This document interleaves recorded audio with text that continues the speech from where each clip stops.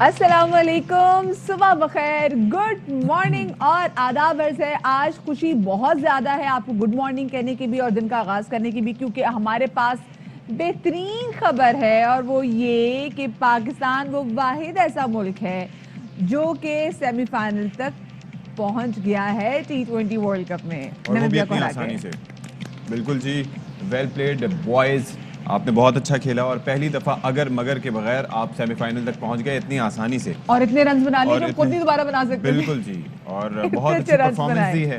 اور اس کے ساتھ ساتھ جو بابر اعظم رضوان کی جوڑی نے ایک بار پھر کمال کیا. انیشلی بہت سنبھل کے کھیلا، پھر اس کے بعد ہٹنگ کی جس سے اسکور جو ہے وہ ہمارا پہنچا 189 تک. لیکن نمیبیا کو بھی کریڈٹ دینا ہوگا، دے پلیڈ ریلی ویل اور انہوں نے وہ کارنامہ کر دکھایا جو کہ بھارت نہیں کر سکا. پوچھیں کیا؟ ہاں، وہ وکٹ نہیں لے سکے تھے نا. پریسائزلی انہوں نے تو پھر 2 وکٹیں لے لی.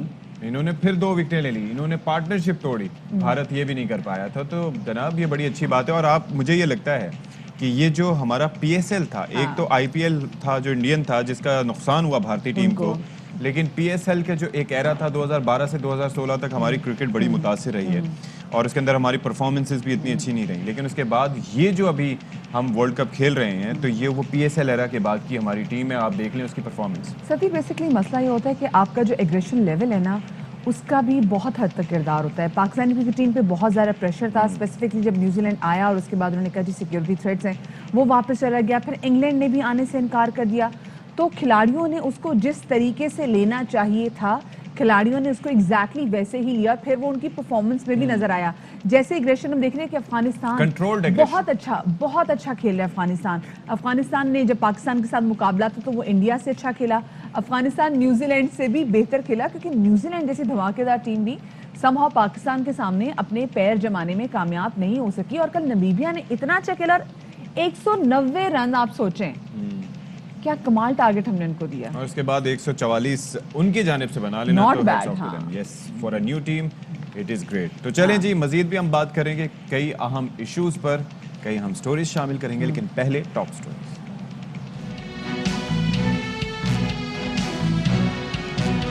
جی، اور کل کا میچ جو ہوا پاکستان اور نمیبیا کے دوران، اس میں پاکستان کی فتوحات کا سلسلہ جاری رہا. کنزیکٹیولی 4th ون تھی پاکستان کرکٹ ٹیم کی جو انہوں نے حاصل کی. اور اس کے بعد کل آفیشلی ہم کہہ سکتے ہیں کہ we are the first team جن کو سیمی فائنل تک رسائی حاصل ہو گئی ہے. انگلینڈ نہیں تھی پہلی، انگلینڈ کے چانسز ابھی پورے نہیں ہیں انگلینڈ کا، کیونکہ میں کل پڑھ رہی تھی اور جب کل بہت سارے لوگ شیئر کر رہے تھے کہ آفیشلی کہ ہم پہلی ٹیم ہے جو کہ سیمی فائنل میں چلیں گے، تو میں نے کہا یہ تو انگلینڈ تھی شاید. لیکن اس کے بعد میں نے پڑھا لیکن ابھی انگلینڈ کے آفیشلی انگلینڈ جو ہے is not in the semi finals, but we have landed into the semi finals. ہم سیمی فائنلز میں پہنچ گئے ہیں. اور کل پاکستانی ٹیم نے 189 رنز بنا کر نمیبیا کی ٹیم کو 190 رنز کا ہدف دیا، جو کہ نمیبیا نے بڑے اچھے طریقے سے چیز کرنے کی کوشش کی. مقابلہ تو خوب کیا دل ناتواں نے، لیکن ظاہر ہے کنسیڈرنگ دا فیکٹ کہ کوالیفائرز کھیل کے آئی ہے، نئی ٹیم ہے، لیکن اس کے باوجود ان کے جو بیٹسمین تھے انہوں نے بڑا، کریگ ولیمز کی مثال لے لیں، ڈیوڈ ویزے کی مثال لے لیں، تو دے پلیڈ ریلی ویل. تو ذرا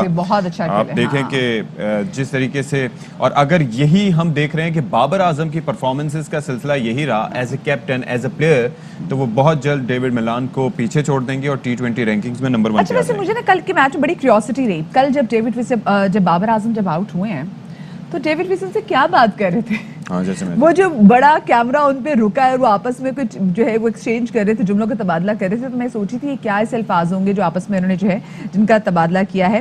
خیر جی، بابر اعظم کے بارے میں آپ کو بتاتے چلے کہ بابر اعظم نے وراٹ کوہلی کی ایک اور جو ہے نا جگہ ان سے چھین لیا، ایک اور ریکارڈ جو ہے ان کا بریک کر دیا. وہ ایسے کہ وہ سب سے زیادہ نفس سینچری بنانے والے بلے باز بن گئے ہیں، جو کہ وراٹ کوہلی کے پاس ریکارڈ تھا. وہ 13 تھی بابر اعظم نے اور اب ہو گئی ہیں 14، اور کم ترین اننگز میں بابر اعظم نے یہ ریکارڈ اپنے نام کیا ہے. بہت ذمہ دارانہ کل بیٹنگ کا مظاہرہ کیا بابر نے بھی، اور نہ صرف وہ اچھے کپتان بلکہ اچھے بلے باز بھی ثابت ہوئے. تو ان کا فوکس پتہ چل رہا تھا کہ صرف اپنی کیپٹن شپ پہ نہیں ہے بلکہ پچ پر بھی ہے. کل جب میچ جیت گئے تو ان کا کیا کہنا تھا آپ کو سنواتے ہیں.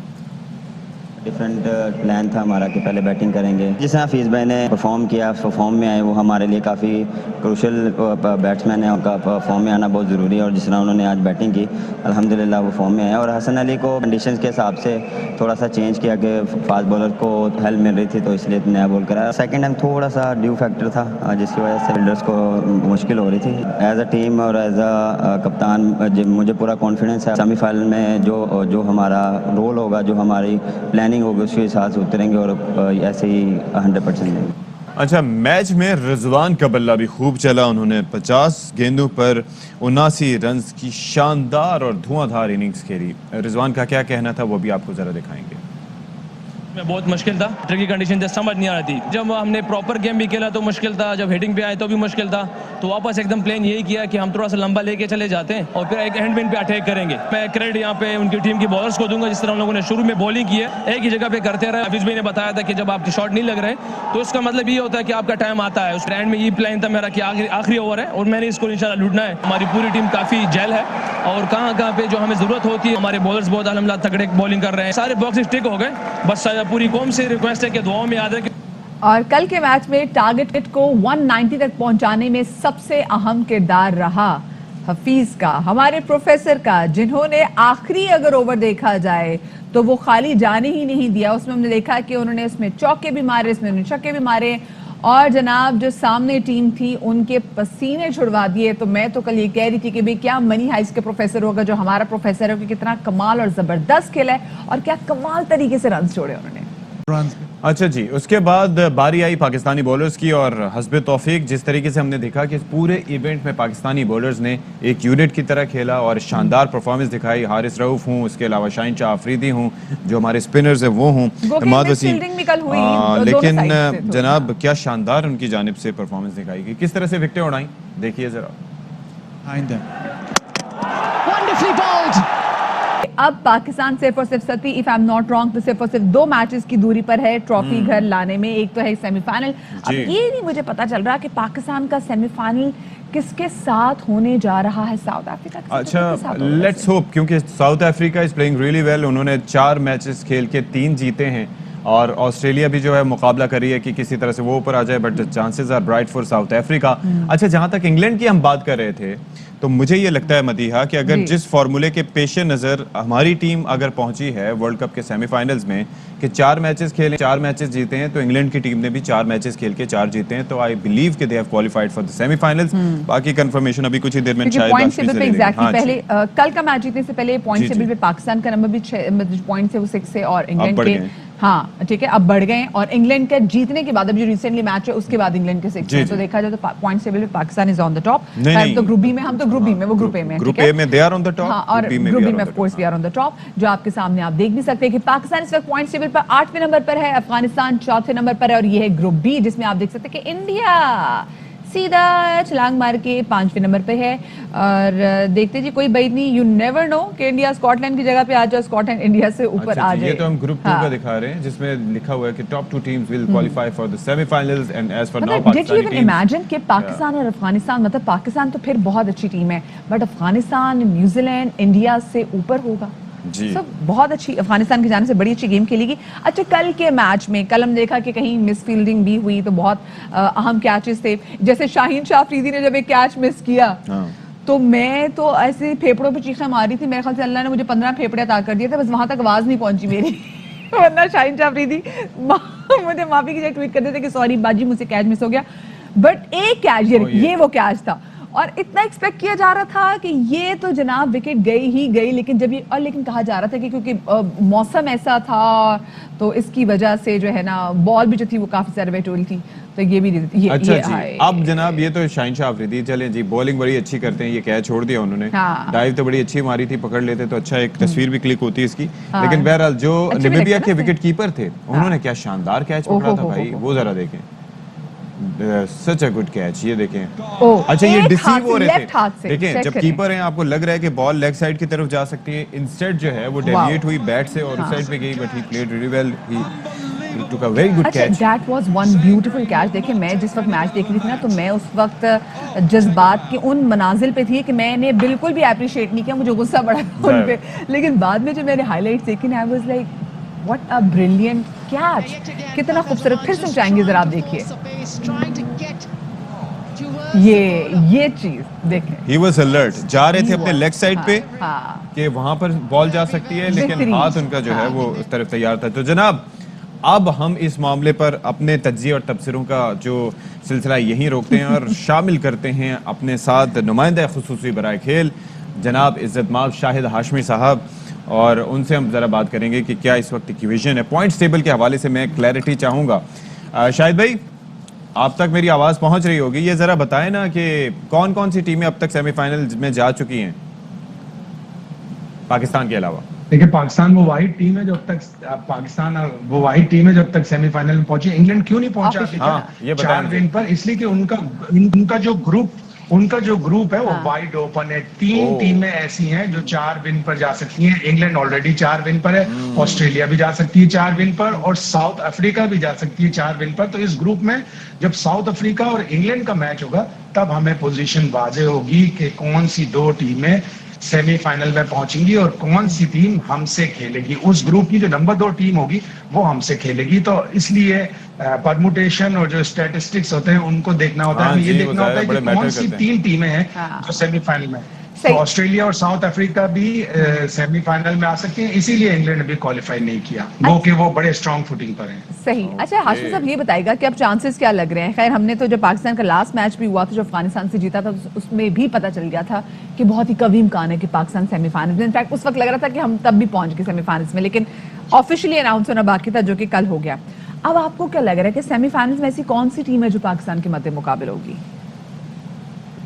वही मैं बता रहा हूँ कि अभी जो मेन मैच है वो इंग्लैंड और साउथ अफ्रीका का जब होगा, जब हमें पता चलेगा अच्छा। कि वहां पे कौन सी टीम पहले नंबर पर है, कौन सी टीम दूसरे नंबर पर है। अगर साउथ अफ्रीका ने इंग्लैंड को हरा दिया कहीं और नेट रन रेट भी अपना अच्छा कर बढ़ा लिया लिया तो फिर इंग्लैंड नंबर 2 हो जाएगी और हमें सेमीफाइनल में इंग्लैंड मिलेगी। हमें इंग्लैंड का शिकार चाहिए। हम बहुत बिल्कुल। गुस्से में हैं इंग्लैंड से। Yes. हमें इंग्लैंड को शिकार चाहिए, चाहे सेमीफाइनल में हो चाहे फाइनल में हो, हमें उसका शिकार करना है। और हमने पूरी दुनिया को बता दिया, देखो हमें तपाना मत, हमें तो फाइनल गुस्सा मत में तो हम दिलाना, ज्यादा हमें फाइनल में अगर सामने आए तो ज्यादा बिफिटिंग रिप्लाई होगा।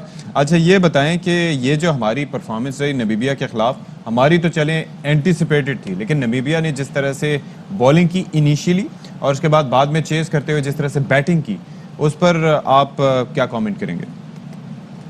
देखिए, ये एक्सपेक्टेड था कि नामीबिया अच्छी परफॉर्मेंस देगी, वो क्वालिफाई करके आए। फिर सेकंड पार्ट में ड्यू फैक्टर भी होता है। पाकिस्तान ने बड़ा बोल्ड डिसीजन लिया था बैटिंग करने का पहले, बिल्कुल, इसलिए हाँ। कि जो भी टीम यहाँ टॉस जीती है वो पहले बॉलिंग करती है। और पिच भी जूसी पिच थी जिसमें सब्सटेंस था फास्ट बॉलर्स के लिए। और पहले 10 ओवर अगर आप देखें तो नामीबिया ने बॉलिंग भी बहुत जबरदस्त कराई। उनके कोच पियर डी ब्रुइन ने कहा प्रेस कॉन्फ्रेंस में कि हमने पहले 10 ओवर तक पाकिस्तान को बड़ा पकड़ के रखा था, टेस्ट किया उनकी स्किल्स को। 10 ओवर में सिर्फ 59 रन बने थे। पहला ही ओवर मेडन था, यानी पाकिस्तान ने जो 189 बनाए 20 ओवर में नहीं बनाए, 19 ओवर में बनाए। पहले 10 में 59, लेकिन अगले 10 ओवर में पाकिस्तान ने कसर निकाल ली, 130 रन बनाए। और जिस तरह रिजवान ने बैटिंग की आखिरी ओवर में जो 22 रन लूटे हैं, वो कमाल के रन लूटे। और पाकिस्तान ने कितना बड़ा स्कोर कर दिया था कि वो नामीबिया का उस तक पहुंचना पाकिस्तान की बॉलिंग पे थोड़ा सा मुश्किल था, क्योंकि ड्यू भी थी और वो 144 और हाशमी साहब इतना अच्छा स्कोर बना लिया था कि पाकिस्तान के लिए भी, अगर पाकिस्तान को भी चेस करना पड़ता तो शायद वो मुश्किल हो सकता था, because it was such a beautiful target जो कि पाकिस्तान ने बनाया। अच्छा बताइए, जैसे भी आपने बात की कि जो पाकिस्तानी खिलाड़ी हैं उन्होंने साबित कर दिया, उन्होंने एक तरह से जवाब दे दिया कि भाई देखो, ना हमें तपाना ना हमें हर्ट करना, वरना मैदान में बड़ा जबरदस्त जवाब देंगे। आपकी किसी खिलाड़ी से वैसे फोन पे ही बात हुई है? क्योंकि देखिए ऑफ कोर्स एक टेम्परामेंट बन चुका होता है ना जीत का भी, और उसके बाद कॉन्फिडेंस लेवल भी टीम का कुछ और ही होता है। किसी से आपकी बात हुई? देखिए, प्लेयर्स तो अब जाहिर है बायो सिक्योर बबल में है। एक आध से जब जो व्हाट्सएप पे बात होती है, बड़े डिटरमिन्ड हैं, उन्होंने ये कहा कि हमें from prime minister to a common man, सब लोग उन्होंने यही कहा था कि देखिए हमें अच्छा करना है, हम अच्छा करेंगे, हम टॉप पे जाएंगे, हम मजीद बेहतर होंगे, हम वर्ल्ड चैंपियन होंगे, तो लोग फिर हमारे पीछे आएंगे, स्पॉन्सर्स हमारे पीछे आएंगे, पूरी दुनिया चाहेगी कि पाकिस्तान से खेलना है यार, वो वर्ल्ड चैंपियन है T20 के। और ये सब कुछ ये डिटर्मिनेशन प्लेयरों में है। और जो दो इंडक्शन हुए, मैथ्यू हेडन ऑस्ट्रेलियन एग्रेसिवनेस लेके आए पाकिस्तान टीम कैंप में, और वर्नन फ्लैंडर, ये रमीज राजा के बहुत जबरदस्त फैसले थे। गो के उस वक्त लग रहा था कि शायद इन लोगों को कोचिंग का एक्सपीरियंस नहीं है, लेकिन वो कंसल्टेंट के तौर पर आए हैं। वो इतनी कोचिंग नहीं कर रहे हैं जितनी वो एडवाइस कर रहे हैं, बता रहे हैं कि ये स्ट्रेटेजी रखो, और वो इंस्पायर कर रहे हैं अपनी सारी चीजों से। मैथ्यू हेडन के बारे में ये सुना था, ऑस्ट्रेलियंस बड़े एग्रेसिव होते हैं, बड़े बदमिजाज होते हैं, लेकिन मैथ्यू हेडन एक बहुत ही अच्छी इंसान है और बहुत ही फ्रेंडली है। और उन्होंने जिस तरह आके पाकिस्तान कैंप में अपनी एंट्री दी है, और जिस तरह वो पाकिस्तानी प्लेयर्स की कमिटमेंट से और हाशिम साहब, कल तो उनका एक क्लिप भी बड़ा वायरल हुआ है जब पाकिस्तान ने बड़ा जबरदस्त शॉट मारा है पाकिस्तानी बल्लेबाज ने, तो जो उनका जो एक्सप्रेशन था वो राइड करने का, हॉर्स राइडिंग का, वो कल बड़ा हिट हुआ है कल के मैच में। बिल्कुल हुआ होगा, वो बिल्कुल ऐसे जेल हो गए, ऐसा लग रहा है जैसे वो मैथ्यू हेडन नहीं बल्कि गुल खान है। फखर जमान, शाहीन शाह अफरीदी, वसीम जूनियर, इन सारे गोरे गोरे चिट्टे चिट्टे लड़कों के साथ जब वो खड़े होते हैं तो बिल्कुल ऐसा लगता है कि जैसे वो उनके फादर फिगर हैं। कोई मैथ्यू हेडन नहीं है बल्कि केपी के ही कोई आदमी है। अच्छा, आप जरा ये बता दें कि ये जो मैच है आज का, जो कि भारत और अफगानिस्तान के दरमियान है, तो उसके अंदर इक्वेशन कैसी आपको लग रही है भारत के लिए, कि जिस तरह के वो अंडर मेंटल स्ट्रेस हैं जिस तरह से, और अफगानिस्तान की टीम अच्छा खेल रही है, व्हाट आर द चांसेस? अब भारत को बहुत ज्यादा अच्छा खेलना पड़ेगा, रन्स भी ज्यादा बनाने पड़ेंगे, मार्जिन ऑफ डिफीट जो है वो भी बड़ा होना चाहिए ताकि उनका नेट रन रेट बेहतर हो। और कहीं अफगानिस्तान ने अगर पहले बैटिंग करके कोई बड़ा स्कोर कर दिया तो उनकी बॉलिंग इतनी बुरी नहीं है। उनके 3 स्पिनर हैं जिनको खेलना मुश्किल होता है, मुजीबुर रहमान, मोहम्मद नबी और सबसे बढ़कर राशिद खान। तो ये 3 स्पिनर्स के 12 ओवर तो आप देख लें, जिस तरह पाकिस्तान ने प्लानिंग से उनके 12 ओवर खेले थे कि उनमें सिर्फ 70 रन लिए, बाकी टीम के ऊपर 76 रन लिए। तो भारत को उनके स्पिनर्स को बड़ा देखभाल करके खेलना होगा। अफगानिस्तान को पाला है पिछले 20 साल में, तो आज उन्होंने उस पालने का हिसाब लेना है अफगानिस्तान से, या अफगानिस्तान ने उनको ऐसा धचका देना है कि जो 20 साल इंडिया ने इन्वेस्टमेंट की, अपनी हर शोबे में उन्होंने इन्वेस्टमेंट की, और क्रिकेट में भी बहुत की। अफगानिस्तान को अपने ग्राउंड्स दिए, बेपनाह पैसा दिया, उनके प्लेयरों को आईपीएल में मौका दिया। तो आज मौका है कि अफगानिस्तान उनको बता दे कि आपने जो हमारे साथ किया था उसमें आपकी गर्ज थी, हम आपको बता देंगे क्रिकेट कैसे खेली जाती है। क्या बात है, जबरदस्त, बहुत शुक्रिया जी। शायद हाशमी साहब हमारे साथ मौजूद थे और तबसरा कर रहे थे कल होने वाले मैच पर, और आज जो स्पेसिफिकली मैच होने जा रहा है अफगानिस्तान और इंडिया के दरमियान, तो मेरे ख्याल से यहाँ पे वाकई ना सिर्फ ये कि इस लिहाज से अफगानिस्तान ने इंडियन टीम को अच्छे आड़े हाथों ले, बल्कि इस हवाले से भी आड़े हाथों लेना चाहिए कि उन्होंने किया क्या उनके मुल्क में जाकर। जी बिल्कुल, और किस तरीके से उन्हें भागना पड़ा, किस तरीके से उनको भागना पड़ा, कितना उन्होंने अमनो अमान खराब किया, किस तरीके से सरजमीन उनकी इस्तेमाल। बहरहाल it's a gentleman's game, let's say कि अच्छा मैच हो और अच्छी तरीके से कॉम्पिटिटिव क्रिकेट हो, ताकि एक शायकीन को भी अच्छा मुकाबला देखने को मिले। अच्छा, ये जो मुकाबला था पाकिस्तान और नामीबिया का, उसमें हमने देखा उसके बाद जो जश्न मनाया गया है और सेमीफाइनल पाकिस्तान पहुंच गया है, तो उस हम ना सिर्फ ये कि पाकिस्तान में जश्न मनाया गया बल्कि अबू धाबी में भी इसका जश्न मनाया गया और क्रिकेट शायकीन सड़कों पर निकल आए। और अल्लाह करे यही खुशी हमारे चेहरों पे बरकरार रहे जब हम सेमीफाइनल खेलें और उसके बाद जब हम इंशाल्लाह T20 वर्ल्ड कप की ट्रॉफी अपने घर वापस लेकर आए। छोटी सी ब्रेक की तरफ जा रहे हैं, हमारे साथ रहिए।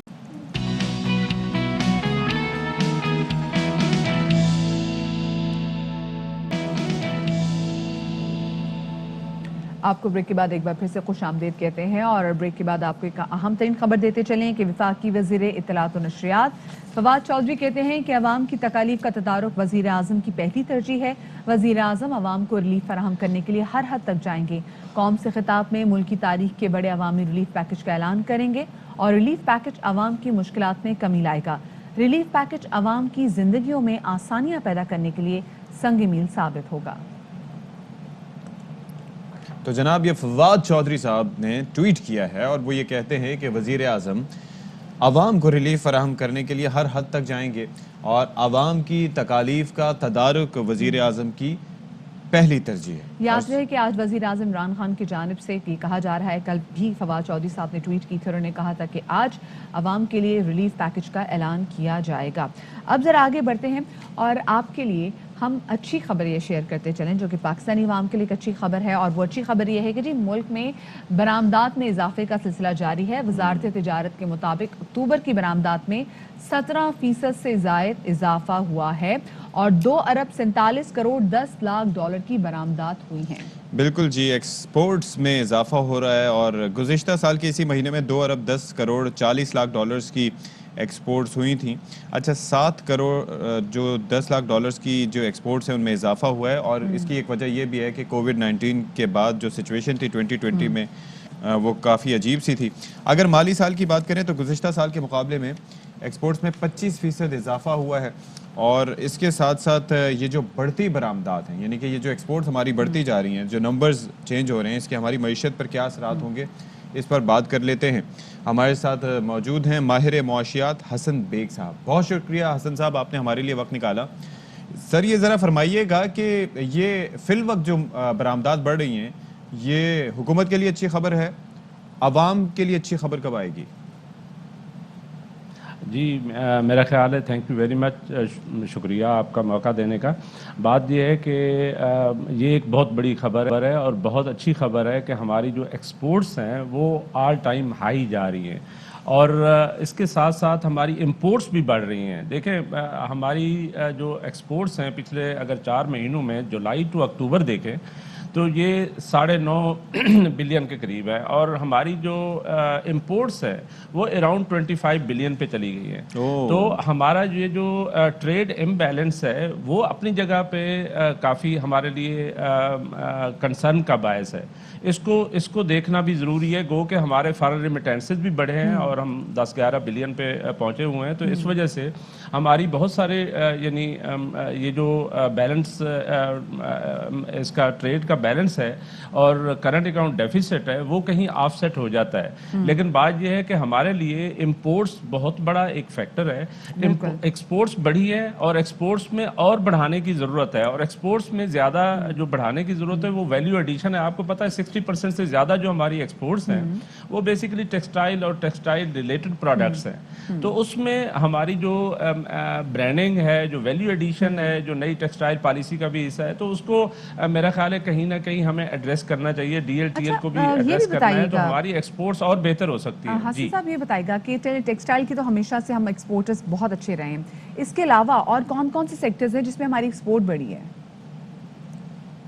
اچھا اس میں ہماری جو ایکسپورٹس ہیں وہ ان ٹریڈیشنل جو ہماری دوسری آئٹمز ہیں، اسپیشلی جیمز اور جولری میں بھی ہماری بہتر ہوئی ہے۔ اور دوسرا ایک سب سے بڑا فیکٹر جو ہمارے لیے کنٹریبیوٹری ہے اور ہمارے لیے خوشی کی بات ہے وہ ہے ہماری I T sector. I T sector میں بہت ہماری پوٹینشیل ہے اور اس کو گورنمنٹ نے صحیح ایڈریس کیا ہے، نئی پالیسی میں بھی اس کو انکارپوریٹ کیا ہے، اور ہم آگے آنے والے دنوں میں آپ دیکھیں گے ہماری جو ایکسپورٹس ہیں وہ آئی ٹی اور آئی ٹی سروسز جو ہیں اس میں بڑھ رہی ہیں، اور یہ اگر میرے ایک اندازے کے مطابق یہ کم از کم ہم 5 to 7 بلین تک لے کے جا سکتے ہیں پر اینم، اور اس سے بہتر آنے والے دنوں میں 2-3 سال میں ہو سکتا ہے۔ میرا خیال ہے کہ مینلی تو یہ جو آئی ٹی پروڈکٹس ہیں اور آئی ٹی سروسز ہیں اس میں جو ایکسپورٹ فیکٹر ہے وہ بہت بڑا ہمارے لیے کنٹریبیوٹری فیکٹر تھا، جو ابھی اور بہتر ہو سکتا ہے آنے والے دنوں میں۔ تو اس کے لیے اب ہم انیشیٹیوز کیا لینے چاہیے گورنمنٹ کو، اور خاص طور پر جب ٹریڈ سرپلس نہیں ہوگا تب تک ملک ترقی نہیں کر سکتا؟ تو ابھی تو ہم دیکھ رہے ہیں کہ جو گیپ ہے وہ بہت زیادہ ہے۔ گیپ زیادہ ہے لیکن ایکسپورٹس بھی بڑھ رہی ہیں۔ میرا خیال ہے کہ ہمارا پوٹینشیل ہے اس سال، میں جو سمجھتا ہوں وہ یہ ہے کہ یہ ہماری اراؤنڈ 30 بلین جو ہے نا ایکسپورٹس ہوں گی، اور اگر 30 بلین کو ہم ٹچ کر جاتے ہیں تو یہ ہمارے لیے مطلب ایک اطمینان کا باعث ہوگا کہ آلدو کے امپورٹس آپ کو پتہ ہے افغانستان کی وجہ سے، باقی وجوہات کی وجہ سے ہماری جو امپورٹس ہیں وہ بھی بڑھی ہوئی ہیں۔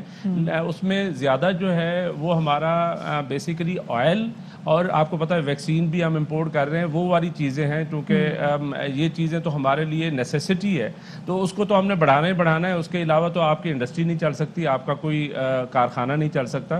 لیکن ایکسپورٹس جو ہیں اس میں پوٹینشیل ہے میرا خیال ہے آئی ٹی کی, اور ہماری یہ جو میں ٹیکسٹائل کی بات کر رہا تھا, ٹیکسٹائل میں بہت بڑا فیکٹر ہے, اس کو ہمیں ایڈریس ضرور کرنا چاہیے. ہماری ٹیکس پالیسی میں بھی اس کا رکھا گیا ہے. تو میرا خیال ہے کہ ہم اس کو اگر آگے لے کے جائیں تو میرے اندازے کے مطابق ہم اگر اس سال 30 بلین کو ٹچ کرتے ہیں تو اگلے سال ہمیں 40 بلین پہ ٹچ کرنا چاہیے. اور اسی طریقے سے ہی مطلب ہماری جو کرنٹ اکاؤنٹ ڈیفیسٹ ہے وہ بھی بہتر ہو سکتا ہے, کیونکہ ہمارے foreign remittances due to FATF ہمارے بہت سارے جو چیزیں چینلائز ہو گئی ہیں, وہ ہنڈی کا کاروبار وہ اس طرح نہیں رہا, تو ہماری جو فارن ریمیٹنسز ہیں وہ بھی بہت بہتر ہو گئی ہیں. اور اس کی وجہ سے ہمارا کرنٹ اکاؤنٹ ڈیفیسٹ کا جو ٹارگٹ ہے کہ جی ہم 2-3% سے زیادہ نہ جانے دیں, وہ شاید تھوڑا سا بڑھے گا. اس کی وجہ یہ ہے کہ آنے والے دنوں میں یہ ہماری ایکسپورٹس امپورٹس کا جو ڈفرینس ہے یہ ضرور فرق ڈالے گا. لیکن ایک جو آپ نے پہلے کویسچن میں کہا تھا کہ جی مہنگائی اور اس کو کیسے کنٹرول کیا جا سکتا ہے, اس کے لیے میرا خیال ہے کہ پرائم منسٹر آف پاکستان آج کوئی پیکج کا بھی شاید اناؤنس کریں. اور دوسرا یہ ہے کہ اس میں یہ ضرور ہمیں ایڈریس کرنا چاہیے کہ جہاں پہ ہم ٹارگیٹڈ سبسڈی کی بات کر رہے ہیں وہاں پہ ہمیں کہیں نہ کہیں IMF پروگرام کو بھی تھوڑا سا, میرا خیال ہے کہ اب تو چونکہ نیگوسیشنز ہو چکی ہیں اب بات کا اس طرح فائدہ نہیں ہے, لیکن ہماری خصوصاً سعودی عرب کی امداد کے بعد ہمارا یہ جو ایکسچینج ریٹ ہے, ریئل ایکسچینج ریٹ جو ہے وہ امدادی وہ پیکج بھی نہیں ہے, بہتر وہ ہو رہا ہے. ہمیں وہ ایک فنڈ ہے جو ہمیں بعد میں ان کو واپس بھی 3% سود ادا کرنا ہے. نہیں وہ ٹھیک ہے, وہ میں آپ کو بتاؤں نہیں میں آپ کو بتاؤں مدیہ, بات یہ ہے کہ یہ چائنا سے ہم نے جو لون لیا تھا آپ کو پتا ہے وہ کتنے % پہ لیا تھا, اور اب اگر یعنی اسی سعودی عرب کو ری پے کرنے کے لیے ہم نے کوئی وہ لی تھی, اور اب جو سعودی عرب سے ہمیں ایک امداد ہی سمجھیں کہ وہ 3.12% پہ ملا ہے, تو آپ کو پتا ہے یہ کمرشل لون جو ہے نا یہ تو بڑا ہماری اکانومی کو اور ہمارے جو ری پیمنٹس کے ایشوز ہوتے ہیں going back to the topic جو ہم ایکسپورٹس کی بات کر رہے تھے, تو اللہ کرے کیونکہ ہمارے پاس پوٹینشیل بہت ہے, لیکن اگر کمپیئر کیا جائے بھارت سے تو بھارت کی جو IT ایکسپورٹس ہے اور اس سے جب کمپیئر کیا جائے پاکستان کے IT ایکسپورٹس کو تو پاکستان کافی جو ہے پیچھے کھڑا ہے. تو اللہ کرے ہماری IT جس میں بہت زیادہ پوٹینشیل ہے اس کے ایکسپورٹس میں ہم بڑھا سکے. بہت شکریہ جی, حسن بیگ صاحب ہمارے ساتھ موجود تھے.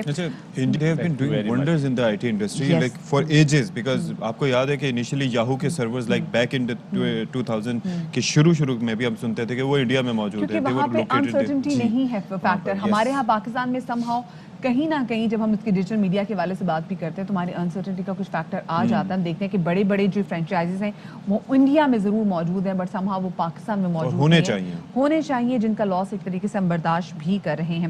اب ہم ذرا آگے بڑھتے ہیں, اور ذرا آگے بڑھتے ہوئے میرے خیال سے اب ہم ذرا جناب سعودی عرب کے حوالے سے ضرور بات کریں گے, کیونکہ سعودی عرب میں ہم دیکھ رہے ہیں کہ ایک طریقے سے وہاں پہ بھی تبدیلی کی جو ہوا ہے وہ چل پڑی ہے, وہاں پہ اصل تبدیلی کی ہوا جو ہے وہ چل پڑی ہے. there was a time جب وہاں پہ خواتین کو ڈرائیو کرنا الاؤ نہیں ہوتا تھا, پھر وہاں خواتین کو ڈرائیونگ کرنے کی اجازت ملی, اور اب جناب وہاں پہ صورتحال کچھ ایسی ہے کہ نہ صرف گاڑیاں بلکہ خواتین کو ویپن چلانے کی بھی پرمیشن مل گئی ہے. وہ سکھائیں گے بھی, اور نہ صرف خواتین کو سکھائیں گی بلکہ وہ مرد حضرات کو بھی سکھائیں گی.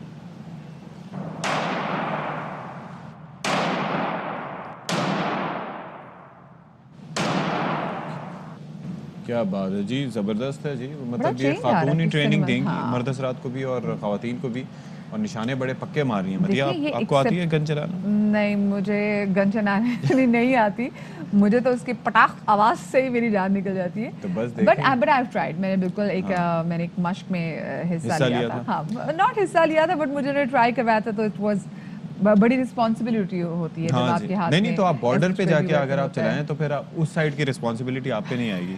تو میرے خیال میں آپ فضا میں رخ کر کے اپنی بندوق کا بھارتی طیاروں کی طرف, وہ ان کی قسمت, ان کی مت, اس کا نشانہ تو میں بہت اچھا لوں گی. نہیں, وجہ یہ ہے کہ ان کی مت وجی ہوئی ہے, وہ آئیں گے اور سیدھا آپ کے نشانے پہ دیکھیں, او مدیہ اوکے سیدھا نیچے, پھر ٹیز فینٹاسٹک کا بیان پھر جاری ہوگا. بالکل, اس دن میں ان کو بسکٹ بھی کھلائیں گے. لیکن یہ ہم ہیں امن پسند ملک, ہماری کوشش ہوتی ہے کہ ہم ہمیشہ اور ہر پیغام امن کی زبان میں دیں, محبت کی زبان میں دیں, اس لیے ہمیشہ ہم پیس ٹاکس کو بھی ہمیشہ انکریج کرتے ہیں.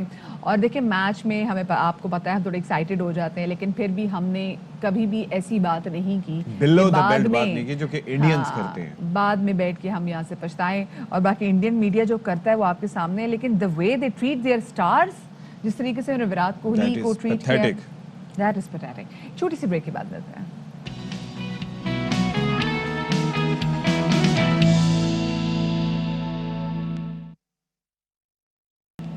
जी तो welcome back after the break. और ब्रेक के बाद बात करेंगे पाकिस्तान के दिल के हवाले से. वो है लाहौर. और लाहौर शहर में आजकल जो आबो हवा है वो इतनी ज़्यादा पोल्यूटेड है कि आलमी जो इदारा बता रहा है कि लाहौर का नंबर 3 है पूरी दुनिया में. जितने भी आलूदा तरीन ममालिक हैं उसमें लाहौर 3 नंबर पे आ गया, जिसमें हम आजकल देख रहे हैं कि ऑफ कोर्स एक बड़ी वजह स्मॉग भी है. और हर साल ऐसा होता है कि जी स्मॉग आनी ही आनी है, लेकिन उसके तदारुक के लिए उससे निपटने कुछ भी नहीं होता, कुछ नहीं कोई किया मेजर्स जाता. नहीं लिए जाते. और जो एयर क्वालिटी इंडेक्स है वो हम देख रहे हैं कि हर गुजरते दिन के साथ बद से बदतर होता जा रहा है.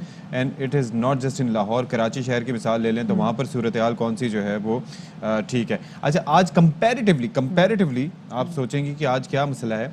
आज एयर क्वालिटी इंडेक्स लाहौर का बेहतर है. आज कितना आज है 123. अच्छा, दैट इज परसों 180 अनहेल्दी था. For sensitive groups. ठीक है, जो उसकी रेटिंग्स होती हैं 0 to 50 जो है वो गुड है, 50 to 100 जो है वो थोड़ा सा बेहतर मॉडरेट है, 50 to 150 जो है वो अनहेल्थी फॉर सम ग्रुप्स है. उसके बाद 150 से ऊपर की मामला खराब है. कराची का पता है कितना है? कराची का कितना जी? 174. 174. तो कराची में लाहौर का हो गया था. कराची में अनहेल्दी है आज. तो बी वेरी केयरफुल, क्योंकि डस्ट हम देख रहे हैं, कंस्ट्रक्शन. जब आप जहाज में आके उतरते हैं ना, कराची में लैंड करते हैं, तो आपको पता चलता है कि ग्रीनरी ना होने के बराबर है हमारे शहर में. और इसके साथ जो ग्रीनरी है भी वो है. भी गदली है. अच्छा जी, जो आलमी इदारा की रिपोर्ट्स ने क्यों लाहौर को 3 नंबर पे डाला है और साथ में क्या हिकमत अमली है जो वहाँ की हुकूमत बना रही है कि लाहौर को कम पोल्यूटेड करे, लाहौर को साफ करें. Exactly, that is the idea Rabia, कि अल्लाह पे ही छोड़ दिया मामला. और आज इसी वजह से आपके रिपोर्ट के साथ ही हमने देखा कि एयर क्वालिटी इंडेक्स थोड़ा सा बेहतर हो गया. लेकिन जब राबिया बना ली तो पीछे हम स्मॉग बड़ी तादाद में देख रहे थे. अच्छा, अब जरा आगे बढ़ते हैं और थोड़ा बहुत टॉपिक चेंज करते हैं. और आज हम बात करेंगे जरा कोकोनट के हवाले से. देखिए, कोकोनट एक ऐसी चीज़ है, आप खा लें बेहतरीन है. कोकोनट का पानी पी लिया जाए बेहतरीन है. कोकोनट को अगर स्किन पे लगा लिया जाए तो बेहतरीन बाम है.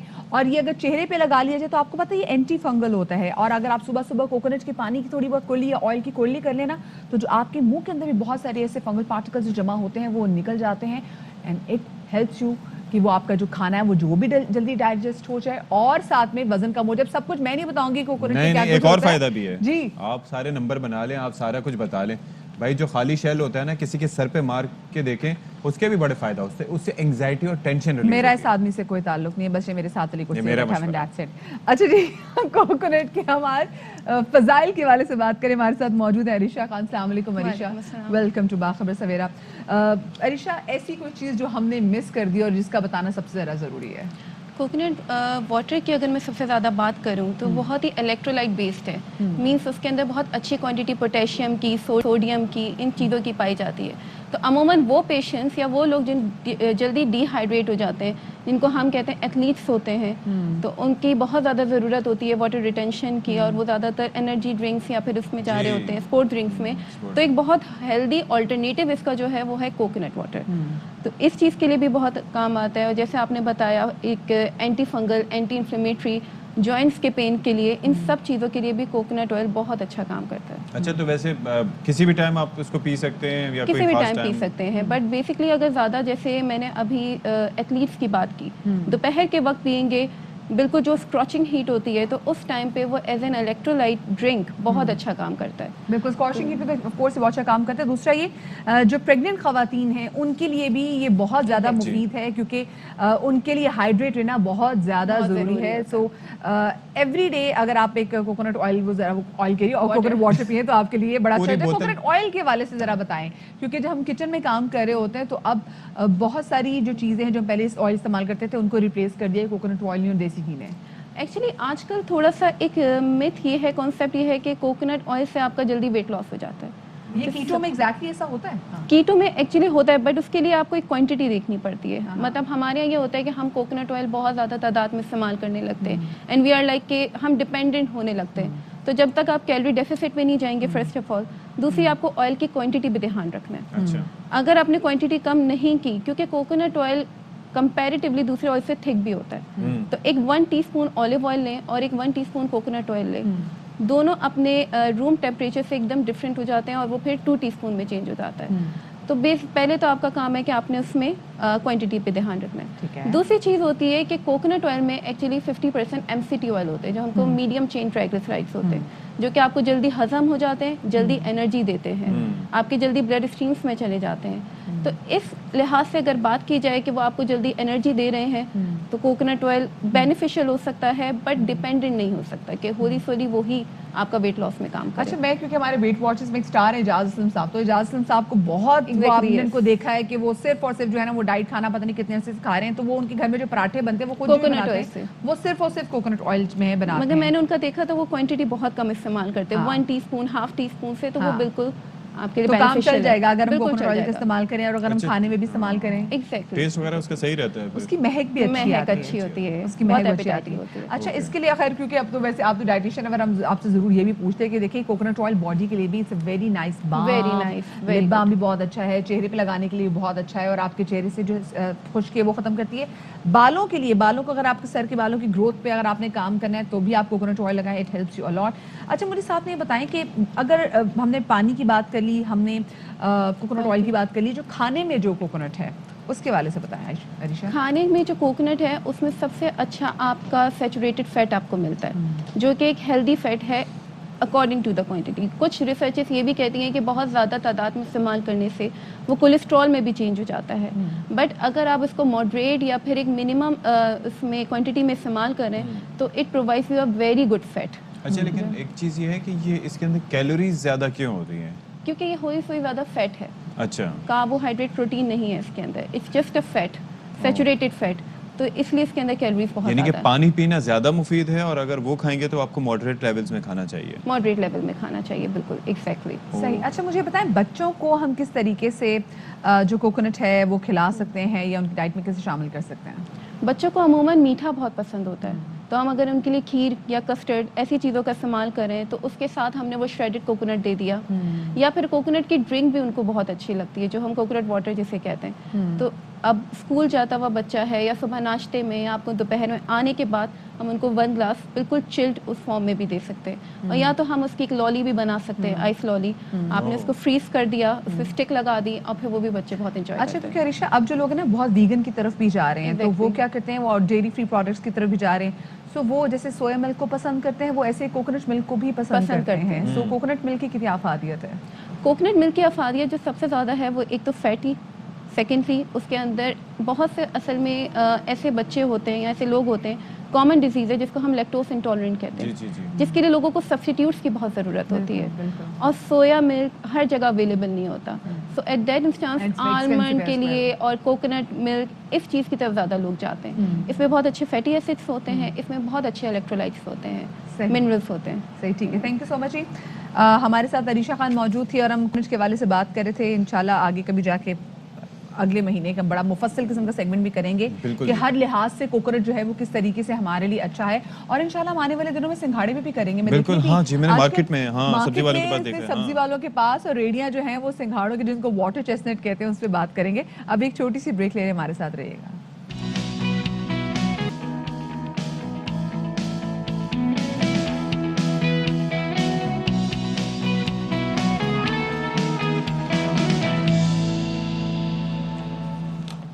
ویلکم بیک ٹو باخبر سویرا، ایک بار پھر سے آپ کا خیر مقدم کرتے ہیں۔ اور مدیحہ، آج بڑا وزیر اعظم صاحب کی جانب سے اعلان ہونے جا رہا ہے، تاریخی اس حوالے سے کافی باتیں ہو رہی ہیں کہ ایک ایسا ریلیف پیکج جس کے ذریعے 53% عوام کی زندگی تبدیل ہونے جا رہی ہے۔ میرے خیال سے یہ جو ٹارگیٹ سبسڈی کے حوالے سے بات کی جا رہی تھی، مے بی یہ اس کا پارٹ ہو۔ ہاں، لیکن آپ کو لگتا ہے 53% میں آپ یا میں شامل ہیں؟ نہیں، پیچھے وہ ساؤنڈ چلا دیتے ہیں، کون سا کرکٹ کا ساؤنڈ جو ہوتا ہے، پیچھے سے ایک شور کی آواز ہو جس سے مجھے سمجھ نہ آئے۔ تو بہرحال لیٹس سی کہ کیا ہوتا ہے۔ یہ جو تاریخی ریلیف پیکج ہے، یہ اس سے کیا فائدہ ہوگا، کیا اس کے ثمرات ہوں گے، کیسے لوگ اس سے فوائد حاصل کر پائیں گے، ٹارگیٹڈ سبسڈی کس مد میں دی جائے گی، کیا کیا چیزیں سستی کی جائیں گی۔ اچھا، یہ تو ہم شو میں جا کے اس کی بات کریں گے ستیہ، اب یہ بات کیوں نہیں کر رہے؟ موسم پچھلے دنوں کتنا اچھا ہوا ہے، صبح دیکھیں ہم آفس آ رہے تھے، اچھی باتیں بھی کبھی کبھی شو میں کر لیا کریں۔ صبح جب شو کے لیے آ رہے تھے تو اتنی پیاری اور ٹھنڈی ہوا چل رہی تھی، رات میں بھی ٹیمپریچر جو ہے وہ تھوڑا بہت کم ہو جاتا ہے، اب اے سی لگانے کی ضرورت نہیں پڑتی، لاہور میں لوگوں نے سویٹریں نکال لی ہیں اور لوگ کہہ رہے جی موسم بدل گیا ہے. اور اب میں دیکھ رہی ہوں صبح صبح جب بچوں کی جو ویڈیوز آ رہی ہوتی ہیں اکثر دیکھ رہے ہوتے ہیں بچے سویٹرز پہن کے اسکول جا رہے ہیں. اور ویسے اس کا ونٹر شاپنگ کا 18 مزہ ہی کچھ اور ہے. آپ جائیں جا کے ڈفرینٹ شرٹس دیکھیں, اپرز دیکھیں, ہوڈیز دیکھیں, یہ بڑا مزہ آتا ہے. لیکن یہاں پر کراچی میں آپ کی جو میکسیمم آپ ہوڈیز تک ہی جاتے ہیں, ظاہر ہے کہ لیکن پچھلے سال اچھی خاصی ٹھنڈ تھی. I remember I used to wear leg warmers as well. مطلب ایسا ہاں دو ساکس آفس سے پہن کے آئے ہوتے تھے, بالکل وہ بڑا ضروری ہوتا ہے. لیکن یہ ہے کہ جو جیکٹس وغیرہ پہننے کا مزہ ہے وہ تو لاہور میں جب میرا رہنے کا اتفاق ہوا تھا تو وہاں پر بڑا مزہ پتا چلا تھا نا ٹھنڈ کیا ہوتی ہے لاہور مزے کی ٹھنڈ. لیکن کنسسٹنٹ ٹھنڈ ہے, اندر بھی ٹھنڈ ہے باہر بھی ٹھنڈ ہے. کراچی میں تو یہ ہے کہ باہر نکلو تو ہوا لگ گئی, اندر گئے تو گرمی لگ رہی ہے, گرم سرد ہو جاتا ہے, پھر طبیعت بھی خراب ہو جاتی ہے. چلے جی کسی طرح موسم کے حوالے سے بڑی تفصیلاً بات کریں گے. ابھی ہم ذرا ٹاپ سٹوریز پہ نظر ڈال لیتے ہیں.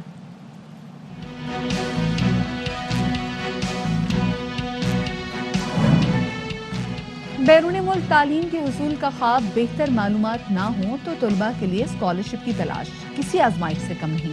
غلط بیانی یا غلط راستہ مشکلات پیدا کر سکتا ہے.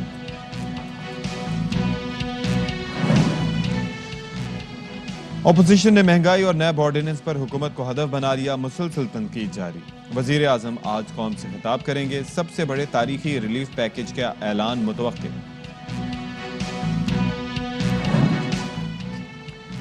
زمینوں پر قبضوں کی روک تھام کے لیے اہم قدم. اسلام آباد کیپٹل ٹیریٹری کی ڈیجیٹلائزیشن مکمل. بیرون ملک میں مقیم پاکستانیوں کا بڑا مسئلہ حل, جائیداد اب آن لائن دیکھ سکیں گے. سیالکوٹ کی ننھی پری پاکستان میں لا علاج مرض کا شکار. 26 ماہ کی بچی میں میٹابولک مرض کا انکشاف. علاج بیرون ملک ممکن ہے, وزیر اعظم سے مدد کی اپیل.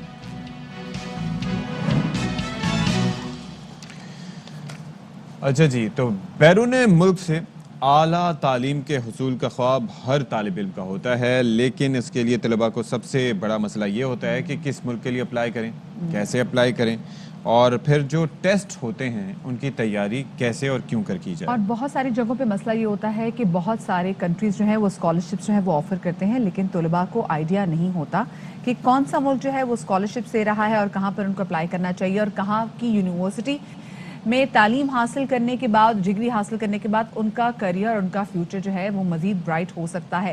تو آج اسی حوالے سے بات کریں گے. بہت سارے اسٹوڈنٹس جو ہمیں دیکھ رہے ہیں گھروں میں بیٹھ کے اور وہ تھوڑے بہت کنفیوز ہیں کہ ہاں بھئی ہم کہیں باہر اپلائی کرنا چاہتے ہیں تو اسکالرشپس کے لیے اچھا ملک کون سا ہے, کہاں پہ رہن سہن اور زیادہ بہتر طریقے سے ہو سکتا ہے. اسی حوالے سے بات کریں گے. ماہر تعلیم پروفیسر عباس حسین, ڈائریکٹر ٹیچرز ڈیولپمنٹ سینٹر ہمارے ساتھ موجود ہیں, ان کو شامل گفتگو کریں گے. السلام علیکم اینڈ ویلکم ٹو باخبر سویرا.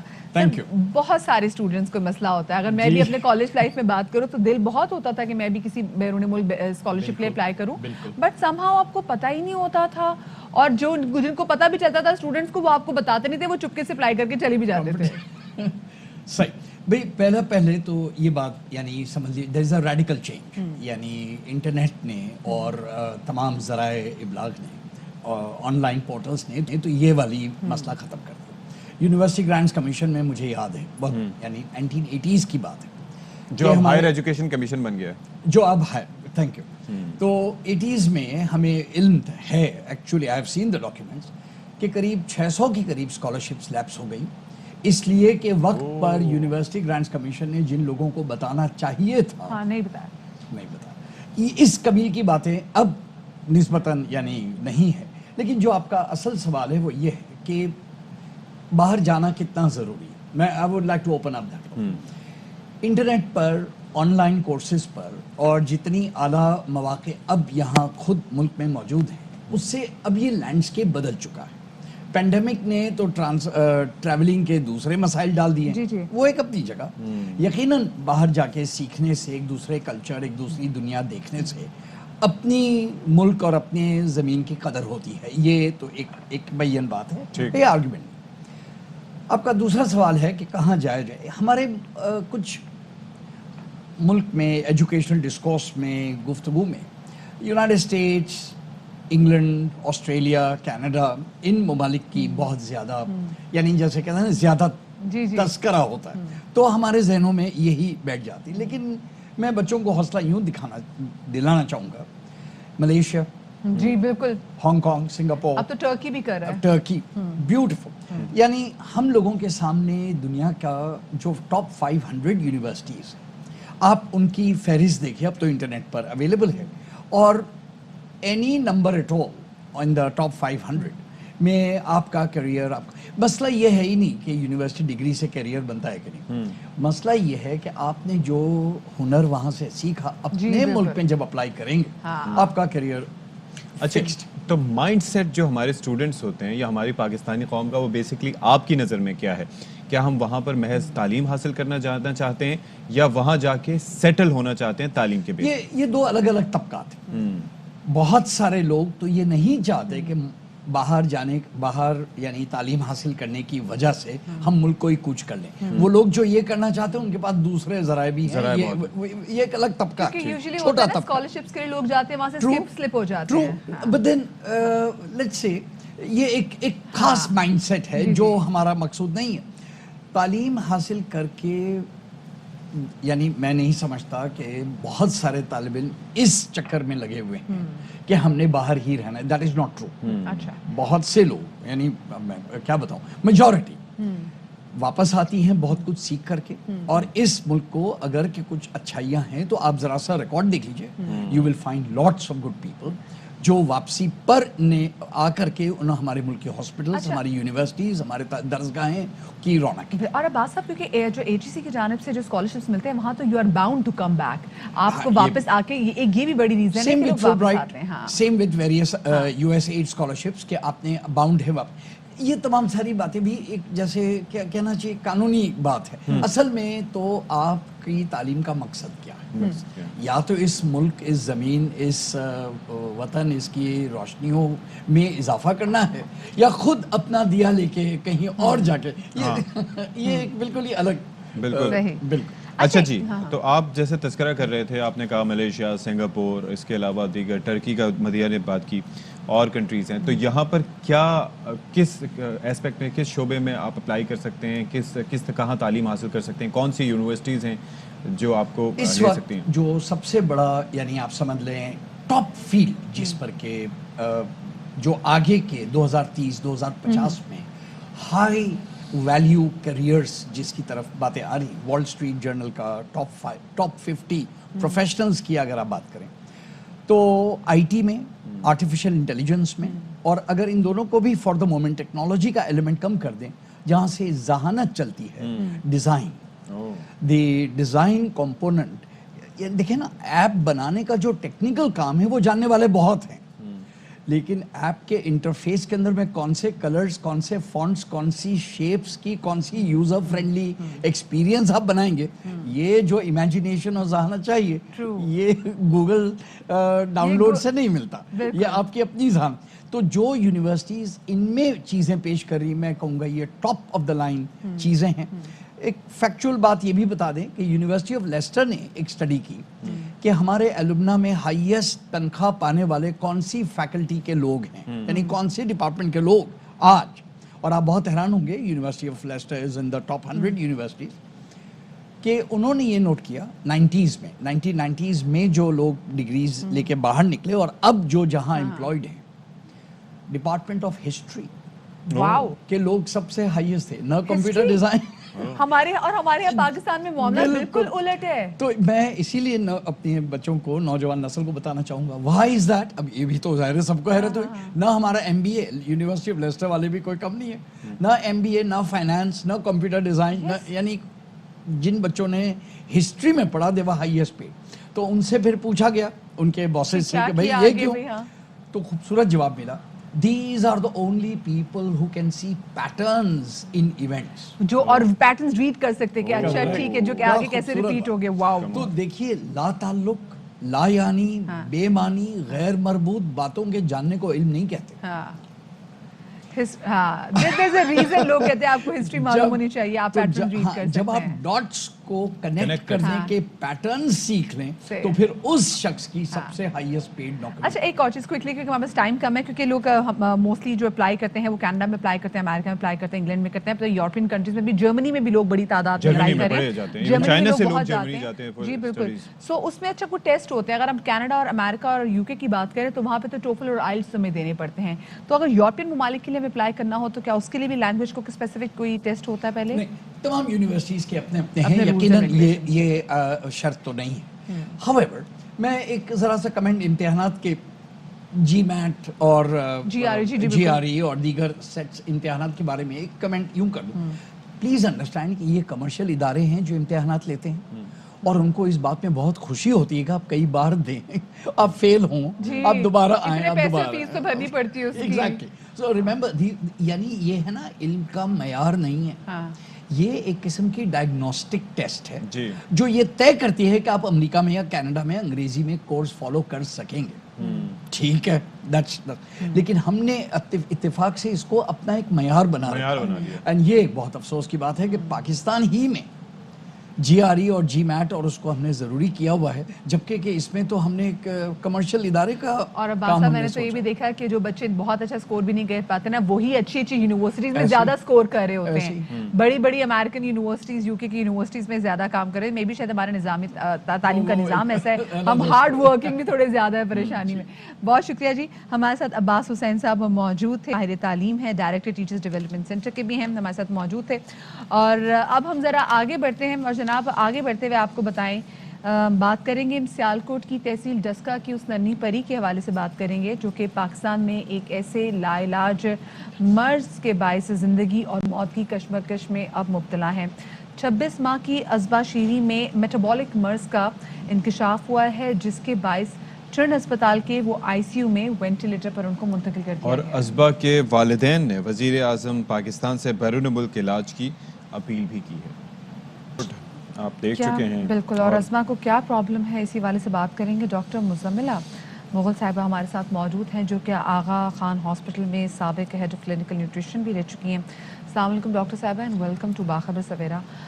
डॉक्टर साहिबा, सबसे पहले तो आपसे जानना चाहेंगे कि ये छोटी नन्ही बच्ची अज़बा जिस बीमारी में मुब्तला है जिसको मेटाबॉलिक डिजीज़ कहा जा रहा है, ये क्या डिजीज़ है? इस मर्ज़ के बारे में तो कभी नहीं सुना हमने। जी, ये जो क्लासिफिकेशन इन डिसऑर्डर्स की, ये इनबॉर्न एरर्स ऑफ मेटाबॉलिज्म कहते हैं। इसमें ये कि जेनेटिकली जो है हमारे अंदर कुछ एंजाइम्स का डिफेक्ट होता है। फॉर एग्जांपल उस डिफेक्ट की वजह से हम प्रोटीन नहीं ब्रेक कर पा रहे होते या फैट या कार्बोहाइड्रेट नहीं ब्रेक कर पा रहे होते। अब सिलसिला ये है कि ये बाहर ममालिक में तरक्यात याफ्ता ममालिक में तो 1960 से इस पे काम हो रहा है, लेकिन हम अभी बहुत ज़्यादा पीछे हैं। इस सिलसिले में जो सिचुएशन है पाकिस्तान की, उसमें इनिशियली जब बच्चा बाहर पैदा होता है तो न्यूबॉर्न स्क्रीनिंग होती है। मतलब हर बच्चा उस स्क्रीनिंग प्रोसेस से गुजरेगा तो वो एक पैनल टेस्ट की होती है जिससे आइडेंटिफाई हो जाता है। बात से गोल्डन मिनट भी होता है, पाकिस्तान में कॉन्सेप्ट ही नहीं है जी, उसका। लेकिन पाकिस्तान में हम बहुत पीछे हैं। आपने एक बीमारी का नाम सुना होगा, थैलेसीमिया। जी, बिल्कुल, ये बिल्कुल, उस पे जेनेटिक काम डिसऑर्डर है, ये क्योंकि बहुत कॉमन है और कज़न मैरिजेस की वजह से इसकी फ्रीक्वेंसी ज़्यादा होती है जो इनबॉर्न एरर्स ऑफ मेटाबॉलिज्म है। लेकिन नॉन कज़न मैरिजेस की वजह से भी है, लेकिन क्योंकि उधर पूल बहुत ज़्यादा स्क्रीन होता है तो वो ज़्यादा अपेरेंटली नज़र आते हैं डिफेक्ट। अब जो अज़बा का ताल्लुक है, जो डिसऑर्डर की ये शिकार है, इसमें ट्राई फंक्शनल प्रोटीन डिफेक्ट है जिसमें बॉडी जो है वो फैट नहीं ब्रेक पाती कर पाती, ऑल टाइप ऑफ फैट्स नहीं कर पाती। एक सर्टन फैट है जो वो कर लेती है, मीडियम चेन ट्राइग्लिसराइड्स। लेकिन उसकी अगर आप फैट किसी जायद मिकदार में अनकैलकुलेटेड अमाउंट में देंगे तो ये हार्ट के मसल्स अफेक्ट होते हैं। तो लिहाजा ये सिलसिला जो है, ये जेनेटिक डिसऑर्डर्स का सिचुएशन जो है वो बहुत गंभीर है पाकिस्तान में, क्योंकि कज़न मैरिजेस पे इतनी डिस्कशन हमारे यहाँ होती नहीं है कि होनी चाहिए नहीं होनी चाहिए इस पे टॉपिक्स। बल्कि इनफैक्ट मैं आपको सजेस्ट करूँगी कि इस पे एक स्पेसिफिक प्रोग्राम भी किसी वक्त फ्यूचर में arrange करें। और इसकी पाकिस्तान में ट्रीटमेंट बहुत एक्सपेंसिव है क्योंकि ना हमारे पास ड्रग्स हैं, ना हमारे पास टेस्ट हैं, ये सब बहुत सी आउटसोर्स चीजें सजेस्ट की जाती है डॉक्टर साहबा कि शादी से पहले लड़का लड़की दोनों अपने ब्लड टेस्ट भी करवाएं, ब्लड स्क्रीनिंग भी कराएं और देखिए जो एक दूसरे के लिए कंपैटिबल भी हैं या नहीं, क्योंकि हमने देखा है कि उससे भी कितने मसले मसाइल होते हैं। लेकिन अभी जो हम अज़बा की बात करें, इसमें सर्वाइवल चांसेस कितने होते हैं? सर्वाइवल चांसेस अगर सारे पैरामीटर आप कंट्रोल कर रहे हैं और वो क्या है? Proper medications, proper diet, proper management of emergency अगर आप रख रहे हैं तो ये बच्चे अल्हम्दुलिल्लाह बहुत अच्छी तो तरह यानी कि सर्वाइव उसके अंदर फिर क्या करते हैं? अगर डाइट जैसे है तो अगर वो फैट उसकी बॉडी ब्रेक नहीं कर पा रही होती, उसका मेटाबॉलिक का जो निज़ाम है, मेटाबॉलिज्म वो नहीं कर रहा, तो फिर क्या फैट्स नहीं देते वैसे? फैट आप नहीं देंगे, बिल्कुल आप भी कैलकुल जी जो एनर्जी सोर्स होगा वो कार्बोहाइड्रेट होगा। अज़बा को अल्हम्दुलिल्लाह हमने 1.5 ईयर तक बहुत अच्छी तरह मेंटेन किया। अज़बा जो सरवाइव कर रही है वो इसलिए कि अज़बा का हार्ट बहुत स्ट्रांग है। अच्छा। तो वो इसी वजह से कि अज़बा जो इतने पैरामीटर्स को क्रॉस करके आई है। लेटली जो अज़बा के साथ हुआ है वो इन्फेक्शंस बहुत सिवियर आ गई जिसकी वजह से ऑब्वियसली हॉस्पिटलाइजेशन प्रोलॉन्ग हो गई, तो ये कॉम्प्लिकेशंस जब हमारी डेवलप हो बॉडी में फैट्स का भी ज़ाहिर है बड़ा किरदार होता है, उनका वो Good fats ज़रूरी चाहिए होते हैं, होते गुड हैं। फैट्स चाहिए होते हैं, तो अगर उनको फैट्स नहीं देते तो उसके भी कोई असरात होते होंगे ज़ाहिर है जिसमें? एब्सोल्युटली एब्सटेनेंस या बिल्कुल फैट को हटाने के असरात होते हैं, एसेंशियल फैटी एसिड डेफिशिएंसी होने का चांस है, उसको मैनेज किया जाता है सप्लीमेंटेशन के साथ। अच्छा।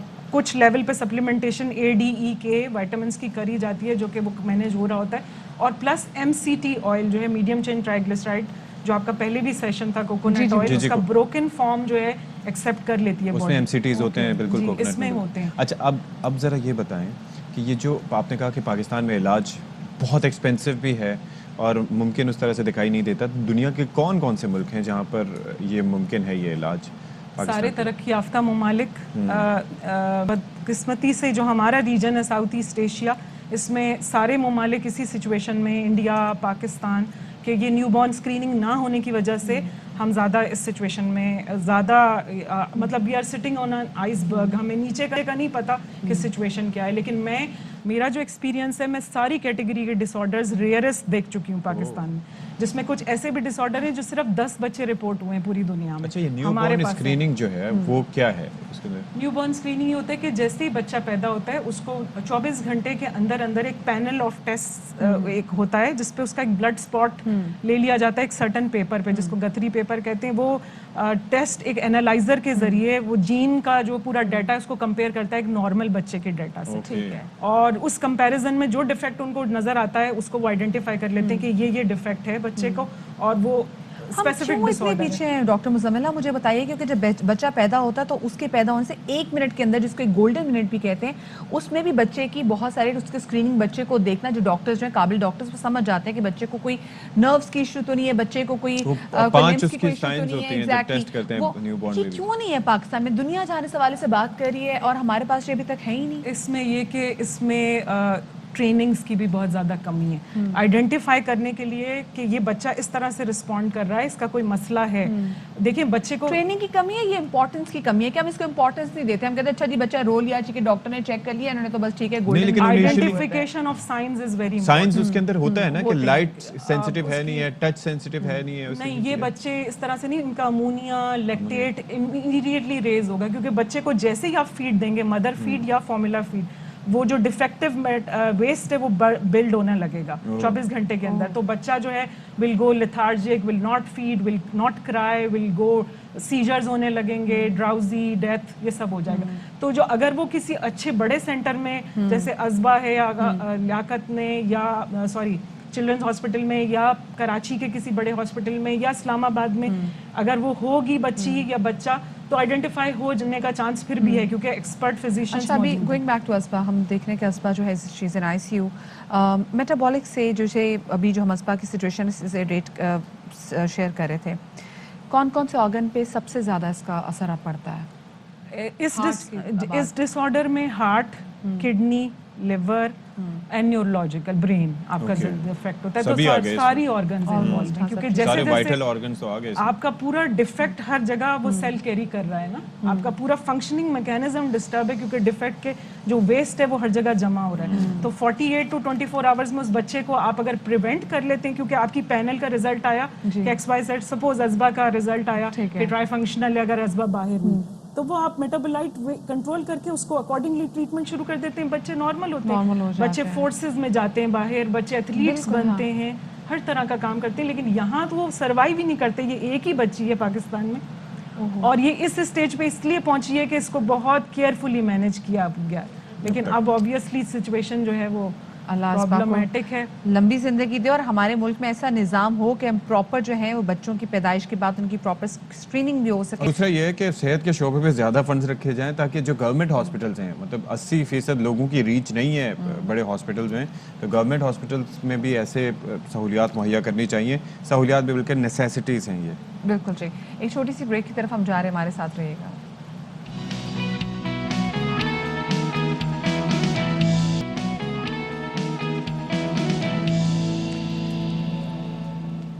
जनाब अब हम बात कर लेते हैं लैंड रिकॉर्ड की डिजिटलाइजेशन की, और इसका फ़ायदा ये है कि अब हर शख्स अपनी जायदाद का रिकॉर्ड ना सिर्फ आसानी से देख सकेगा बल्कि इसके साथ साथ ऑनलाइन ट्रांसफ़र भी उसकी मुमकिन हो सकेगी।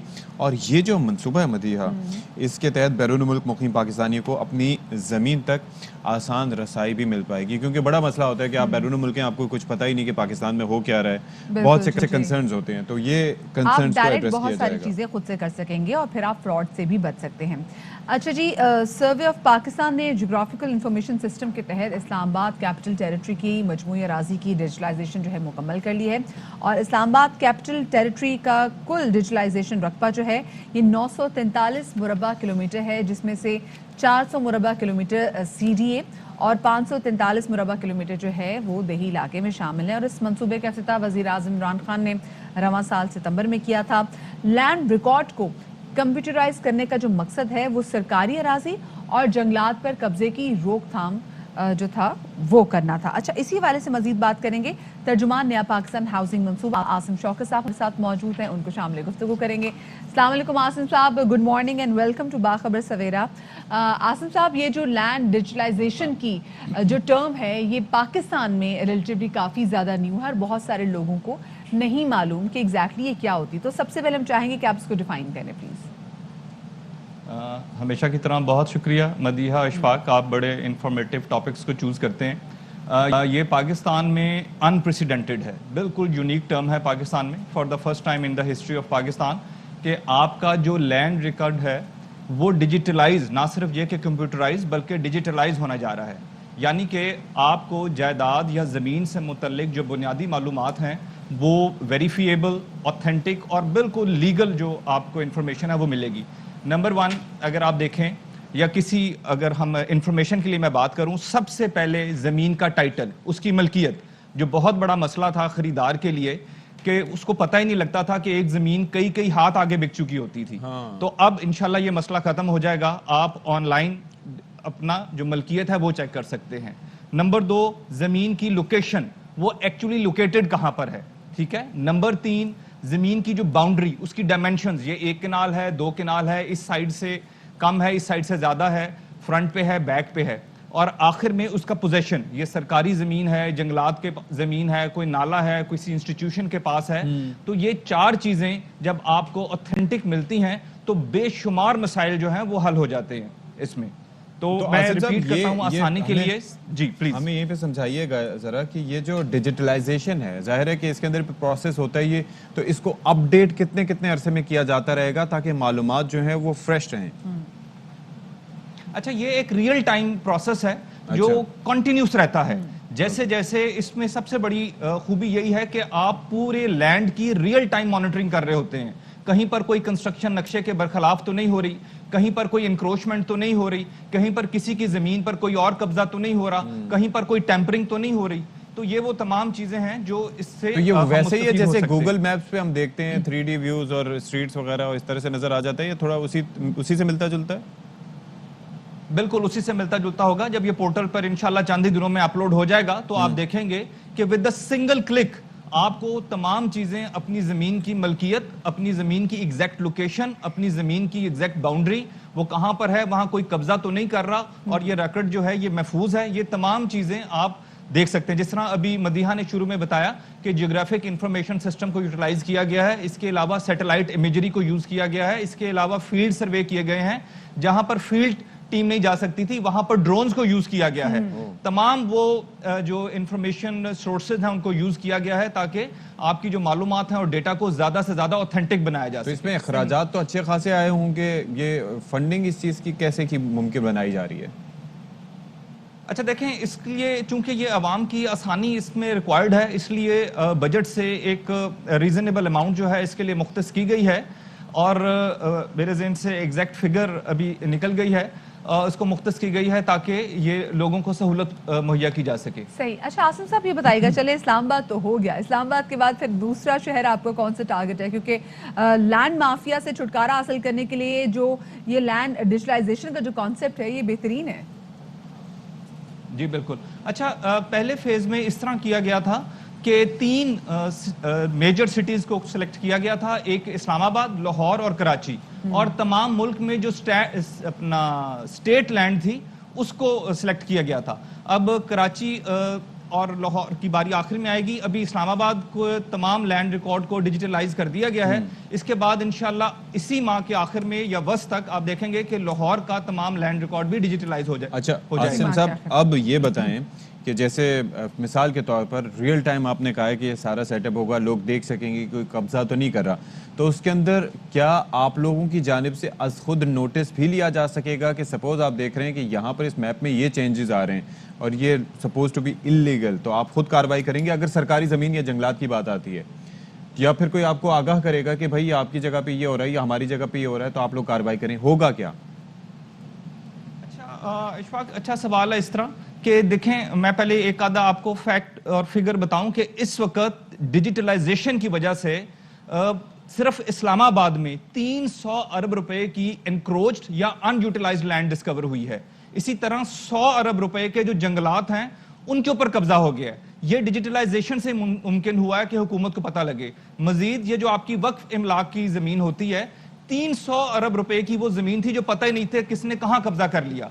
तो पहली चीज तो ये कि डिजिटलाइजेशन से आपको रियल टाइम पिक्चर मिलती है कि कौन सी जमीन है जिसके ऊपर कब्जा होने जा रहा है, जिसको हम बचा सकते हैं, जिसको हम यूटिलाइज कर सकते हैं, जिसको हम टैक्स कर सकते हैं। अब आपका जो सवाल था कि जब भी ये डिजिटलाइजेशन लैंड की होती है तो सर्वे जनरल जो है वो ये रिकॉर्ड जो है वो जो मुतलका कंसर्न डेवलपमेंट अथॉरिटी होती है उसको प्रोवाइड कर देता है। उसके बाद ये इस्तेकाक होता है कंसर्न डेवलपमेंट अथॉरिटी का कि वो उसको चेक करे और उसको उसके ऊपर फाइन्स इंपोज करे या जो भी पेनल्टी इंपोज करे। मैं एक छोटी सी एग्जांपल आपको देता हूँ। जी, गौरी टाउन में जिस तरह आपने देखा कि गौरी टाउन में 1.5 अरब रुपए की उन्होंने फाइन इंपोज किए हैं। बकायदा उनको बाउंड किया गया है कि 1 अरब रुपए की वो जंगलात लगाएंगे कैपिटल सिटी में, और उनके मालिक को 3 साल की सजा भी हुई है। अच्छा, तो यानी प्रेसिडेंट सेट होने जा रही है जबरदस्त कि अगर आप कोई इरेगुलरिटी। जी बिल्कुल। अब ये जरा बता दीजिएगा मुख्तसरन ही कि ये जो जिस तरह से आपने कहा कि बैरून मुल्क मुकीम पाकिस्तानी, ज़ाहिर है उनका एक बड़ा कंसर्न होता है कि वो देख सकें, तो इसके लिए क्या कोई इसके लिए कोई रकम होगी जो उनको देनी पड़ेगी, कोई फ़ी होगी पे करनी होगी उसको क्लिक करके चेक करने के लिए, या ये इट्स फॉर फ्री? अच्छा देखें, as of now it is totally free. और ये बात आपने बिल्कुल सही की, जो बैरून मुल्क पाकिस्तानी, ओवरसीज पाकिस्तानी होते हैं उनका ये बड़ा कंसर्न होता है कि वो अपनी हार्ड अर्न मनी जो है वो पाकिस्तान में इन्वेस्ट करना चाहते हैं, और वो रियल स्टेट में जब इन्वेस्ट करते हैं तो डर ये होता है कि सारी जिंदगी की जमा पूंजी कहीं फ्रॉड का शिकार ना हो जाए। तो डिजिटलाइजेशन में जो 2-3 सबसे बड़े फायदे हैं उसमें यह है कि आप रिकॉर्ड को टेम्पर नहीं कर सकते। आप 7 समुंदर पार बैठे हैं विद अ सिंगल क्लिक और विद अ सिंगल टच, चूंकि एंड्रॉइड एप्लीकेशन भी डेवलप हो रही है। आप अपने मोबाइल पे ये देख सकते हैं कि जमीन पर कोई कब्जा तो नहीं हुआ, जहां मुझे जमीन बेची जा रही है ये जमीन वहीं पर मुमकिन है, और जो रियल स्टेट में वो इन्वेस्टमेंट है इससे वो भी बहुत इंक्रीज हो जाएगी। चलें, ठीक है। नंबर 2 जो रेवेन्यू जनरेशन है वो इंप्रूव हो जाएगा। चलें, बहुत शुक्रिया आसिम शौकत साहब, आप हमारे साथ मौजूद थे। और बैरून मुल्क के बहुत सारे ऐसे लोग होते हैं जिन्होंने दूसरे शहरों में कोई जमीन खरीदी हुई होती है तो वो भी उससे फायदा उठा सकते हैं। इनफैक्ट आप खुद अगर उस शहर में बैठे हो तो मैं तो पूरा दिन नक्शा खोल के बैठा हूं, और आप जिस शहर में बैठे हैं वहाँ पे भी आपकी जमीन हो तो आप उसको चेक कर सकते हैं, बजाय हमारी आदत है कि हम जाते हैं जहाँ प्रॉपर्टीज है उसको देखने के लिए जाते हैं, वो बड़ा लंबा टाइम लगता है और वेरिफिकेशन भी नहीं पहले होती थी। अब ये भी बड़ी अच्छी बात है कि आपको पता नहीं होता कि जमीन किसकी है। And this should be the way. खैर जी, आज है 3 नवंबर और आज मारूफ गुलकारा जिनकी आवाज़ को धरती की आवाज़ कहा जाता है, फोक सिंगर, और मैं ये कहूँ कि बर सग़ीर पाक व हिंद की सबसे बेहतरीन फोक सिंगर रेशमा जी, तो बिल्कुल गलत नहीं होगा, आज उनकी 8वीं बरसी है। और रेशमा जी वो सिंगर हैं जो ना सिर्फ बल्कि पाकिस्तान बल्कि इंडिया में भी और दुनिया में जहाँ जहाँ गई वो पाकिस्तान के झंडे वहाँ पे गाड़ कर आई, और आज भी रेशमा जी की पाए के लोग ہمارے ہمسائے ملک بھی کوشش کرے کہ کسی طریقے سے وہ آواز کا ٹیکسچر پیدا کیا جائے تاکہ آپ کی آواز میں ریشما جی کی ہلکی سی چھلک بھی آ جائے. جھلک آ جائے. لیکن کیا اتنی کمال خوبصورت ہے, آواز. را ٹیلنٹ, گاڈ گفٹیڈ, اور اس کے بے بعد شک. کس طریقے سے انہوں نے ساری زندگی خدمت کی, فن کی خدمت کی, اور اب ہمارے درمیان نہیں ہے, لیکن ہم انہیں یاد رکھتے رہیں گے. یہاں پر ایک چھوٹی سی ہم بریک لے لیتے ہیں, ہمارے ساتھ رہیے گا.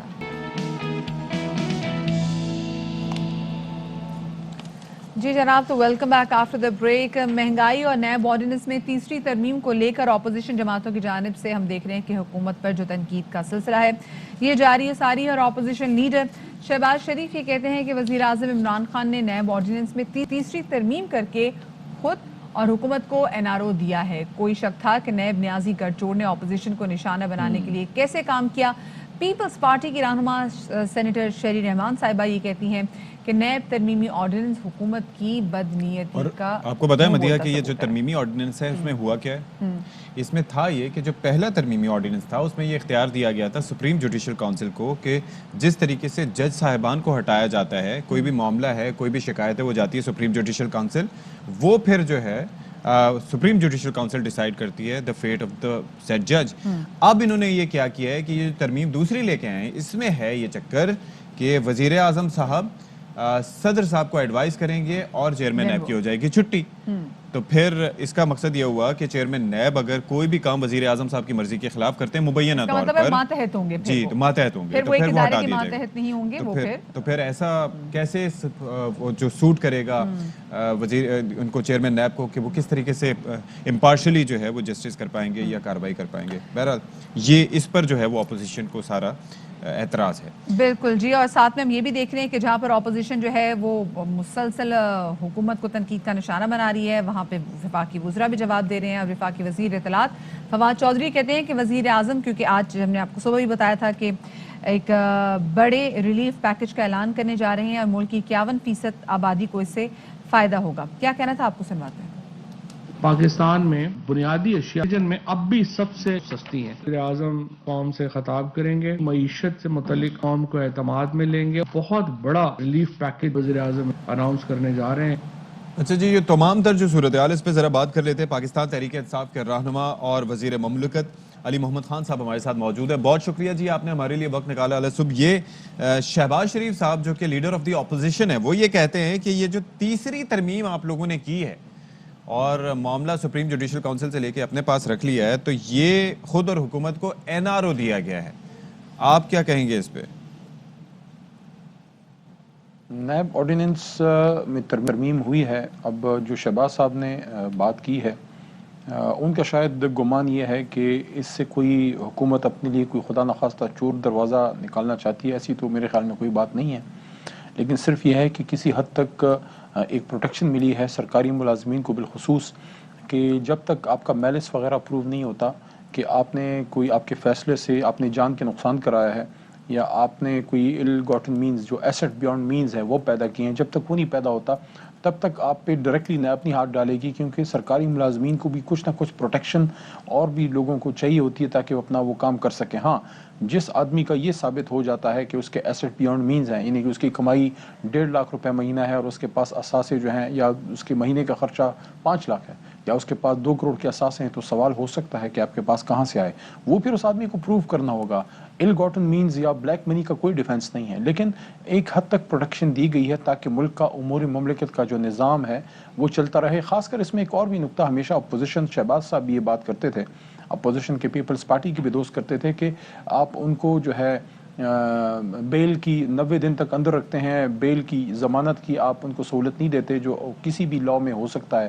تو یہ ضمانت کا بھی اب ہے کہ آپ ان کو 90 دن تک نہیں رکھ سکتے, اگر عدالت مناسب سمجھتی ہے تو ضمانت اس میں مل بھی سکتی ہے. تو تھوڑا سا اس لاء کو بیلنس کرنے کی کوشش کی گئی ہے تاکہ نہ کسی سے زیادتی ہو اور نہ کوئی کرپٹ آدمی بچ سکے. لیکن یہ حرف آخر بھی نہیں ہے, اس میں اگر اپوزیشن کی کوئی ترامیم ہیں, وہ کوئی سمجھتے ہیں کہ اس میں کوئی زیادہ سپیس دی گئی ہے ڈیفنس کو, تو ابھی پٹ ہو جائے گا اس میں آپ اپنا قومی اسمبلی میں اور سینٹ میں اپنے ترامیم لا سکتے ہیں. صحیح. علی محمد خان صاحب, لیکن ہم دیکھ رہے ہیں کہ اپوزیشن کوئی خاص خوش نظر نہیں آ رہی. وہ آف کورس کوئی بھی فیصلہ جو حکومت کی جانب سے ہوتا ہے ہم دیکھتے ہیں کہ اپوزیشن جو ہے اس میں کہیں نہ کہیں یہ بھی پروف کرتی ہے کہ وہ اپوزیشن کیوں ہے. لیکن جو نیب ترمیمی آرڈیننس کے حوالے سے they not very happy. Senator شہری نعمان صاحبہ کہہ رہی ہیں کہ جو ابھی جو نیب کا ترمیمی آرڈیننس آیا ہے اس میں بیسکلی حکومت جو ہے وہ کوشش کر رہی ہے کہ وہ اپوزیشن کو ٹارگٹ کرے, جبکہ حکومت اپنے بہت سارے بدعنوانی کے جو کیسز ہیں ان کو نیب مسلسل اگنور کر رہی ہے. میں ان سے کہوں گا بی بی کو کہ پتہ نہیں آپ لوگ تب کیوں خاموش ہوتے ہیں جب سر محل بنتے ہیں, تب آپ کے نظریے کدھر ہوتے ہیں, تب آپ کی ہیومن رائٹس کدھر ہوتی ہیں, تب آپ کا کانسٹیٹیوشن کو ماننا کدھر ہوتا ہے, جب بڑے بڑے کیسلز بنتے ہیں, جب پاکستان سے منی لانڈر ہوتی ہے, جب پاکستان کے اساس بار جو ہے وہ خرید و فروخت ہوتی ہے, جب آپ بیٹھے ادھر ہوتے ہیں اور اکاؤنٹس آپ کے وہاں بھر رہے ہوتے ہیں, اوورسیز آپ کے اکاؤنٹس بھر رہے ہوتے ہیں, آپ کی جو ہے آف شور اکاؤنٹس جو ہیں وہ بن رہے ہوتے ہیں, ادھر پھر آپ کو نہیں یاد آتا. تو اب آپ کو یاد آیا ہے تو پہلے پتہ کریں نا کہ میں تو نہیں تھا مسٹر 10%, وہ کون تھے. دیکھیں سخت بات ہے لیکن یہ حقیقت ہے. اچھا, ایک جو مسئلہ ہے مہنگائی کا اس کے حوالے سے بھی ہم آپ کا نقطہ نظر چاہیں گے کہ کیسے یہ جو اپوزیشن احتجاج بھی کر رہی ہے اور اس کو جواز بھی مل گیا ہے, تو کیسے اس امتحان سے نکلے گی حکومت؟ اب عمران خان صاحب جو ایک احساس پروگرام کے تحت ایک ٹارگیٹڈ سبسڈیز کا پروگرام لے کے آئے ہیں کہ جب تک یہ قیمتیں نیچے نہیں آتی, کنٹرول نہیں ہوتی, تو کم از کم جو lost of the lower cadre میں لوگ رہتے ہیں, جو لوور مڈل کلاس کے ہیں, جن کے بیچاروں کے آمدنی کے ذرائع اتنے نہیں ہیں, سرکاری ملازمین کو بھی آج اس میں خوشخبری سنانا چاہتا ہوں. ہمارے جو ملازمین ہیں 4th 5th 6th 7th grade کے, ان کو بھی اس میں ریلیف ملے گا. اور وہ جو ہمارے اوورسیز پاکستانی ہیں, جو غریب لوگ ہیں, جو مزدوری کے لیے گئے ہیں, جن کو احساس پروگرام میں پہلے نہیں ملتا تھا کیونکہ پاسپورٹ جس کا ہوتا تھا اس کو نہیں ملتا تھا, اس میں ٹارگیٹڈ سبسڈیز ان گھروں کو بھی ملیں گی. اور اس میں اپریشیٹ کرتا ہوں کابینہ کے اندر سے ہمارے دوستوں نے اس پہ بات کی, خاص کر مراد سعید صاحب نے اس پہ بات کی ہے اوورسیز پاکستانیز کے, کہ ان کو یہ ٹارگیٹڈ سبسڈیز اور یہ رعایت ان کو ملے. آٹے وغیرہ میں جو مین جو آٹا, گھی, چینی, ان چیزوں میں جو مین جو چیزیں ہیں اس میں ریلیف ملے. تو جب تک قیمتیں آپ کی کنٹرول ہوتی ہیں تب تک انشاءاللہ اس سے ایک ریلیف عارضی ہوگا, میں ایگری کرتا ہوں, لیکن ایک ریلیف مل جائے گا جو راشن کارڈ یا احساس کارڈ کے ذریعے جو ہے لوگوں کو ملے گا, اور اچھی خبریں بھی آئیں گی. اللہ کرے جی اچھی خبریں بھی عوام کے لیے آئیں. بہت جی علی محمد خان صاحب ہمارے ساتھ تو موجود تھے, پاکستان تحریک انصاف کے رہنما, اور عوام بھی بڑی بے صبری سے انتظار کر رہی ہے کہ اللہ کرے آج وزیر اعظم عمران خان جو خصوصی طور پہ ایک ریلیف پیکج کا اعلان کرنے جا رہے ہیں جس سے almost 51% of the population of Pakistan اس سے فائدہ اٹھائے گی, تو اس میں اعلان ایسا ہو کہ لوگ بھی خوش ہو جائیں اور ساتھ میں آج پاکستان کے لیے آج کوئی مستقل سولوشن بھی ملے. دیکھیں سبسڈی تو ایک سولوشن ہے لیکن it's a short term solution. لوگ یہ چاہتے ہیں کہ ان کی قوت خرید میں اضافہ ہو, یہ نہ ہو کہ انہیں لائنیں لگا کے کھڑا ہونا پڑے. پلاننگ کی ضرورت ہوتی ہے, اس کے لیے پراپر ہوم ورک کی ضرورت ہوتی ہے. ستی جو ہم کل کے شو میں بھی بات کر رہے تھے کہ پلاننگ سیکٹر میں کہیں نہ کہیں ہم لیک کرتے ہیں, اس لیے بہت ساری چیزیں ایسی جو ایک دم جب کوئی جیسے ڈیزاسٹر آتا ہے اور کوئی ایسی پرابلم ہوتی ہے تو اس وقت پھر ہم جب بیٹھ جاتے ہیں اور تب تک ڈیسیژن میکنگ جو ہے نا پراپر وہ ایک صحیح ٹائم پہ ہو جانا چاہیے. آج بھارت اور افغانستان کے درمیان ہونے والا ہے میچ, اور اللہ کرے آج جی جائے افغانستان تاکہ بھارت جو ہے وہ اپنی پھر اگلی ٹکٹ کٹوائے اور واپس اپنے گھر جائے. بھارت کو جیتنا چاہیے تاکہ وہ اگر مگر کی کیفیت میں آخر تک برقرار رہے, آخر تک اس کی امید برقرار رہے, اور اس کے بعد میں اتنی تشدد پسند نہیں, بس آج ہار جاؤ اور پھر گھر واپس جاؤ, بس دیٹس اٹ, یہی ہم چاہتے ہیں. چلے جی آپ لوگ اپنا بہت سارا خیال رکھیے گا اور اسی دعا کے ساتھ کہ اللہ کرے پاکستان سیمی فائنل اور اس کے بعد فائنل جیت کے ٹرافی گھر لے کر آئے. اپنا خیال رکھیے گا. شادری آبادری. اللہ حافظ. اللہ حافظ.